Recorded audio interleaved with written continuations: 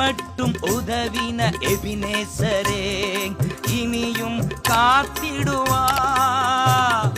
இம்மட்டும் உதவின எபினேசரே இனியும் காத்திடுவா.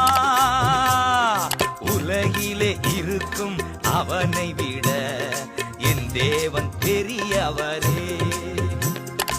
உலகிலே இருக்கும் அவனை விட என் தேவன் பெரியவரே.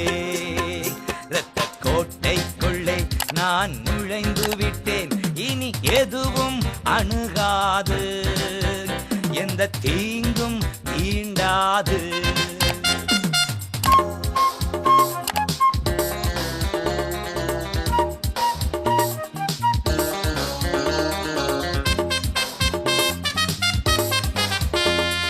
தேவனே ஒளியும் மீட்புமானார் யாரு